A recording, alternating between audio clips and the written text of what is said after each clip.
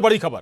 छत्तीसगढ़ विधानसभा चुनाव 2023 कांग्रेस में टिकट को लेकर बड़ी खबर है। पार्टी सूत्रों के मुताबिक कांग्रेस के 15 और विधायकों के टिकट संकट में हैं। पहली लिस्ट में 8 विधायकों के टिकट काटे गए थे और जो अगली सूची आने की संभावना है उसमें कहा जा रहा है कि 15 और जो सिटिंग विधायक हैं, सिटिंग एमएलए हैं, उनका पत्ता कट सकता है, यानी कि उनका टिकट काटा जा सकता है। और दरअसल सर्वे के आधार पर ये बड़े फैसले पार्टी ले सकती है। पिछली लिस्ट में भी, पहली लिस्ट में भी कांग्रेस ने 8 विधायकों के टिकट काट दिए थे।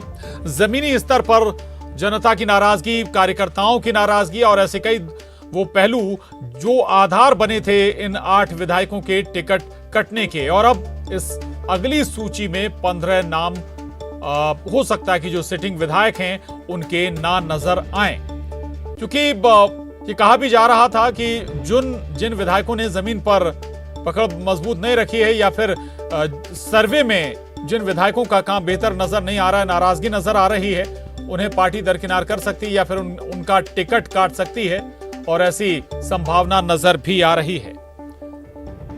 ममता लांजेवार न्यूज 18 संवाददाता हमारे साथ जुड़ रही हैं। ममता से जरूर समझेंगे। ममता, पिछली बार भी 8 नाम कट गए थे जो सिटिंग एमएलए थे, इस बार 15 नाम कहा जा रहा है कि कट सकते हैं। इस बार क्या आधार बताया जा रहा है, क्या वजह है और ऐसे कौन से चेहरे, संभावित चेहरे, क्या कोई आकलन हो पाया क्या ममता? बिल्कुल, देखिए सबसे पहले हम नाम बताना चाहेंगे भिलाई और बताएंगे कि कारण क्या हो सकता है। भिलाईगढ़ विधायक चंद्रदेव राय को लेकर अगर हम बात करें तो उनका फीडबैक ठीक नहीं आया है। दूसरी तरफ कसडोल से विधायक शकुंतला साहू को लेकर आपने देखा, शकुंतला साहू को लेकर लगातार कांग्रेस भवन में प्रोटेस्ट हुए थे और साहू समाज के लोग आए हुए थे। उनका कहना था कि समाज से किसी और को दिया जाए, मौजूदा विधायक से हम संतुष्ट नहीं है। तीसरी तरफ अगर बात करें तो भिलाई नगर जो है देवेंद्र यादव, उनके ईडी के छापे पड़े थे। तो पार्टी किसी भी तरीके से ये नहीं चाहती है कि इसका कोई असर दिखाई दे। तो ये कहा जा रहा है कि हो सकता है उनकी पत्नी श्रुति यादव को टिकट दिया जाए। हालांकि देवेंद्र यादव चुनाव की तैयारी कर रहे हैं। सरायपाली विधायक किस्मत लाल नंद के खिलाफ प्रदर्शन हो रहा था, वो हमने आपको दिखाया था। विनय जायसवाल जो है उनको लेकर भी सर्वे रिपोर्ट ठीक नहीं आई है, कहा जा रहा है। विनय भगत को लेकर भी, खेलसाय सिंह टेकाम की बात करें, प्रेमसाय सिंह टेकाम जो है उनको मंत्री रहते हुए हटा दिया गया था। तो ऐसे में पार्टी के सामने दुविधा की स्थिति है। बृहस्पति सिंह को लेकर आप जानते हैं कि बृहस्पति सिंह जो है वो किस तरह से पूरे सिनेरियो में रहे हैं और जो टीएस सिंहदेव जो है उनके साथ में किस तरह से विवाद भी रहा है और अपने बयानों को लेकर भी विवादित वो रहे हैं।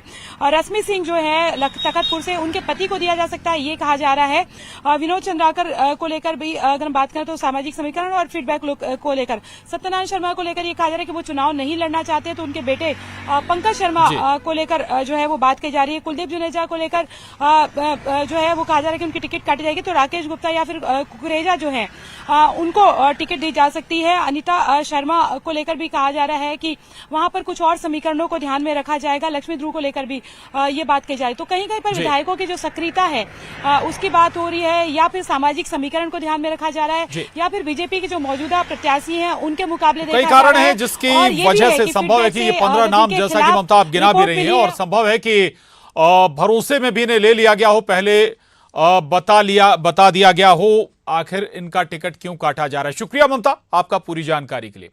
और अब रुक करेंगे 20 मिनट में 20 बड़ी खबरों का। चुनावी शोर शुरू हो गया, वादों का पिटारा खुलने लगा और फिर से खुशहाली की बात होने लगी। नौकरी, महंगाई, हर मुद्दे पर बात की जा रही है क्योंकि चुनाव आ गया है। ये बात कांग्रेस वालों ने की है। दरअसल एमपी विधानसभा चुनाव के लिए कांग्रेस ने वचन पत्र जारी कर दिया। वचन पत्र में वादों की भरमार है, हर वर्ग को साधने की कोशिश की गई है। छत्तीसगढ़ की तर्ज पर एमपी में भी गोबर खरीदी का वादा है। युवाओं के लिए 2 लाख पदों पर भर्ती, 25 लाख रुपए तक बीमा, 1200 रुपए सामाजिक सुरक्षा पेंशन, मेरी बेटी रानी योजना के तहत जन्म से लेकर विवाह तक 2 लाख रुपए देने जैसे कई वादे किए गए हैं। कमलनाथ ने यह भी कहा कि एमपी की अपनी आईपीएल टीम बनेगी, मतलब अब एमपी के खिलाड़ी आईपीएल में एमपी से खेलते नजर आएंगे। ऐसा वादा कांग्रेस ने किया। उनका ये भी कहना है कि पदक जीतने वाले खिलाड़ी अब करोड़पति बनेंगे, मतलब एक बार फिर सभी को सपने दिखाए जा रहे हैं। ये वचन पत्र का वादा है, बाकी वचन पत्र कितने निभाए जाते हैं इस हकीकत से तो हर कोई वाकिफ है ही।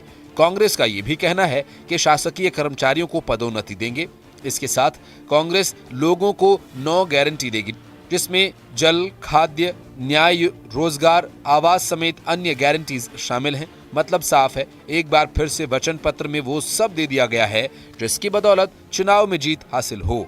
ये अलग बात है कि वादे टूटते बहुत हैं।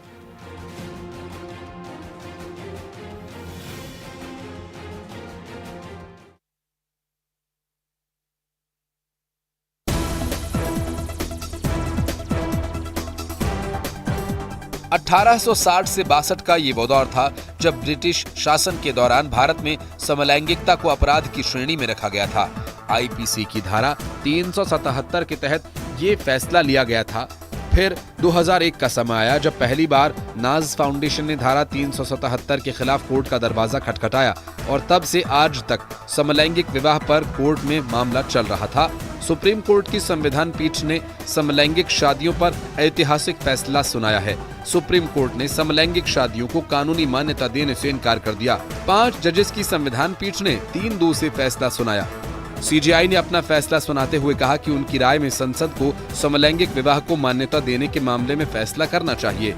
उन्होंने समलैंगिक समुदाय के खिलाफ भेदभाव को रोकने के लिए केंद्र और पुलिस बलों को कई दिशा निर्देश भी जारी किए। सीजेआई ने केंद्र और राज्य सरकारों को समलैंगिक के लिए उचित कदम उठाने के आदेश दिए हैं।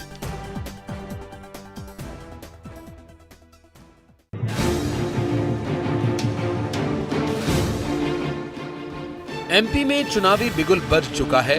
नेता मैदान में हैं और एक दूसरे पर निशाना साध रहे हैं। टिप्पणियों का दौर जारी है। इसी कड़ी में नरसिंहपुर विधानसभा से प्रत्याशी प्रहलाद पटेल भी इसमें कूद पड़े हैं। उन्होंने कमलनाथ पर निशाना साधा, चुनौती दी है कि अपने क्षेत्र से बाहर निकलकर चुनाव लड़ें। मैं उनको चुनौती दे सकता हूँ, वो अपने घर से बाहर कहीं लड़के जीत का बता देता हूँ, हम जाने आ जाए मेरे खिलाफ। वे इतने पर भी नहीं रुके। उन्होंने आगे कहा कि कमलनाथ बीजेपी की सूची को अलोकतांत्रिक बताते हैं, जबकि कमलनाथ ने खुद कहा था कि वे प्रत्याशियों की सूची 6 महीने पहले जारी करेंगे। कांग्रेस को पता था कि सूची जारी करते ही कार्यकर्ताओं में भगदड़ मच जाएगी, इसलिए वह देर कर रहे थे। बता दें कि एमपी में 17 नवंबर को चुनाव है और कांग्रेस की लिस्ट जारी होने के बाद दोनों पार्टियां एक दूसरे पर जमकर बयानबाजी कर रही हैं।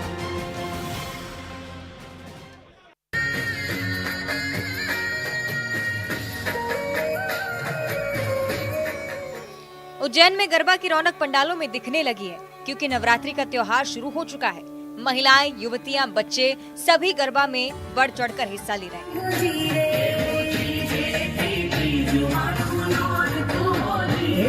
एक तरफ पंडालों में गरबा का आयोजन किया जा रहा है, युवतियां गरबा खेलने के लिए गरबा कार्यक्रम में पहुंच रही हैं, तो वहीं पंडालों में गैर हिंदुओं का गरबा प्रांगण में प्रवेश वर्जित है।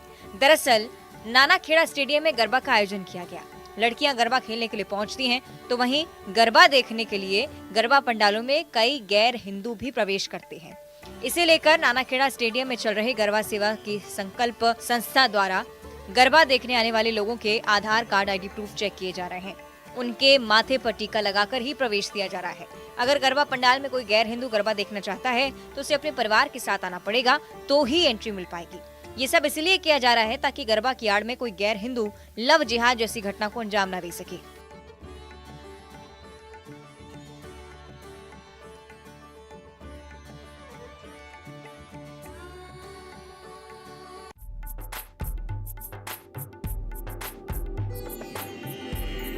कहते हैं लोकतंत्र को मजबूत बनाना हो तो चुनाव में मतदान करना बहुत जरूरी है। अब 100% मतदान हो, लोगों में मतदान के प्रति जागरूकता आए, इसके लिए जिला निर्वाचन विभाग के द्वारा जागरूकता अभियान चलाया जा रहा है और इस अभियान को चलाने के लिए गरबा पंडालों को चुना गया है। तस्वीरें बुरहानपुर से आई हैं, जहां जिला निर्वाचन विभाग ने नवरात्रि पर गरबा का आयोजन किया। इस मौके पर कलेक्टर भव्या मित्तल ने मतदाता जागरूकता पर आधारित गरबा सॉन्ग का विमोचन किया। अब यही गाना गरबा के दौरान पंडालों में बजेगा ताकि लोग नवरात्रि में गरबा का लुत्फ भी उठा सके और वोटिंग के महत्व को भी समझ सके। यानी कि अब गरबा भी लोग मतदान की जागरूकता से जुड़े सॉन्ग पर खेलेंगे।